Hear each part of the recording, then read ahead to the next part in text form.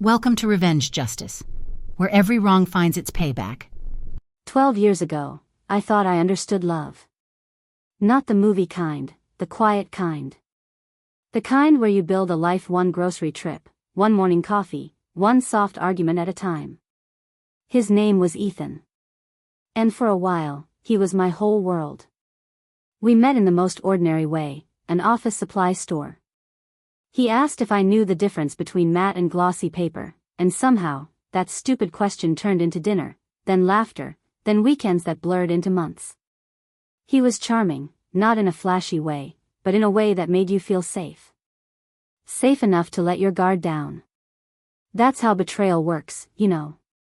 It starts with trust. We dated for 3 years before he proposed. A quiet evening, a bottle of wine, and the kind of speech that makes your heart believe in fairy tales again. He said, "You're my anchor, my calm, my forever." And for a while, I believed him.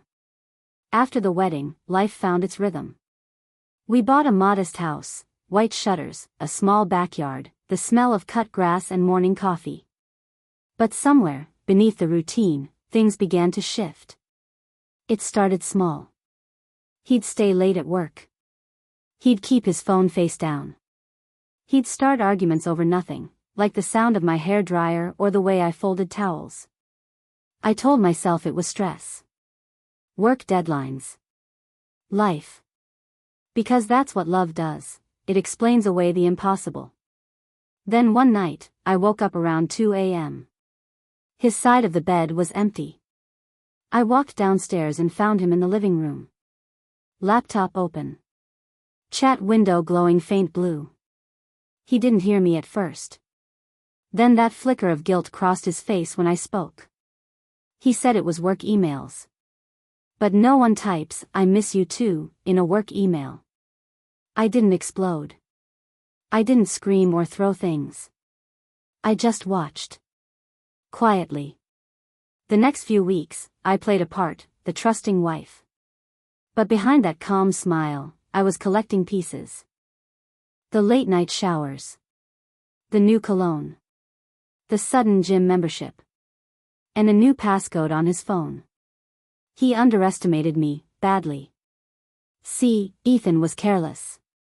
He had synced his work phone to our shared laptop long ago, cloud backup. He forgot. I didn't. So one morning, while he was at the gym, I opened his photo app. And there she was. Melissa. A coworker. I'd met her once, polite, polished, sharp smile. The kind of woman who flirts by pretending she doesn't. There were pictures. Messages. Videos. All carefully hidden in a folder labeled Taxes 2022. Irony, he hated doing taxes. I didn't cry. Not yet. Because right then, I realized, crying gives the story power. And I wasn't ready to give it that. I started with patience. While he believed I was clueless, I started preparing. Every receipt. Every email. Every timestamp. Because revenge without proof is just noise. I reached out to a lawyer, quietly. Asked a few, hypothetical, questions about property division, evidence, and adultery clauses. Then I called my accountant friend, asked how joint assets could be unjointed. It took weeks.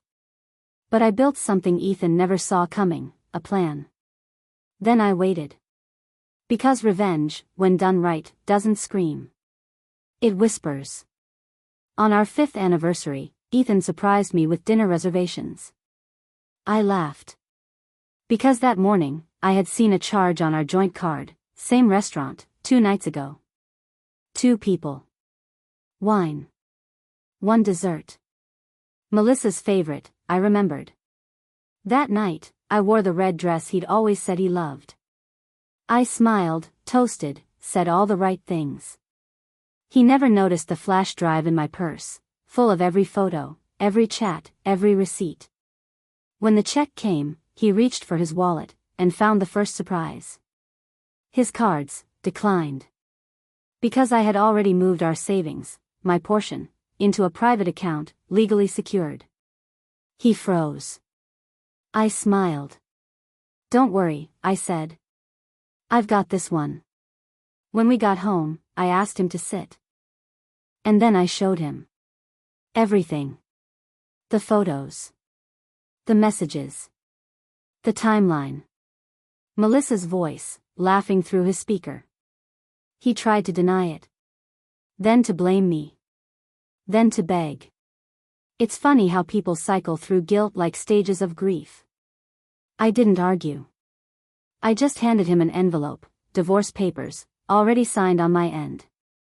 He looked at me like he didn't know who I was anymore. He was right.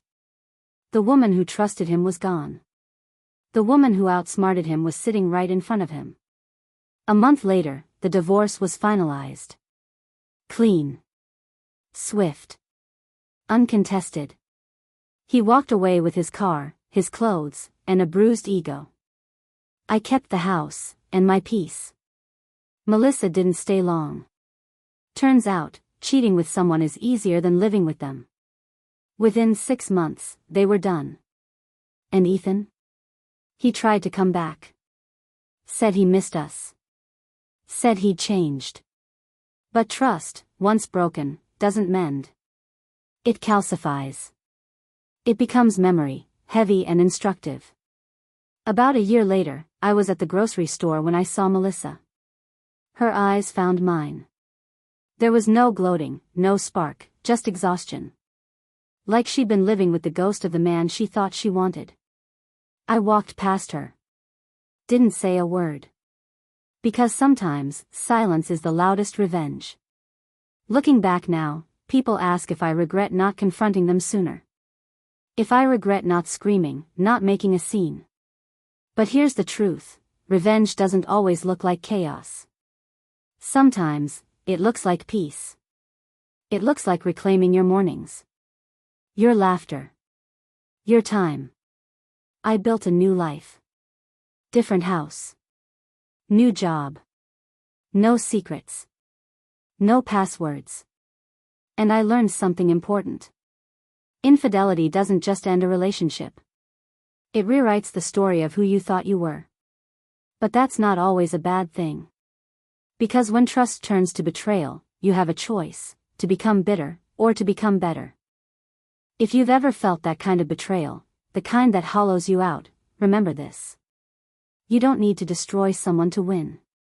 You just have to stop giving them access to your peace. That's the real revenge. Quiet. Legal. Unforgettable. Because when you rebuild, when you rise without rage, you turn their betrayal into your rebirth. And that is a story they'll never forget. Moral of the story. Broken hearts sometimes, the sweetest revenge is not revenge at all, it's peace. Dove walking away with dignity is the ultimate victory over betrayal. Balance scale when trust is broken, protect your heart, your mind, and your future, because your peace is priceless. Clapperboard if you enjoyed this story of heartbreak, betrayal, and perfectly legal revenge.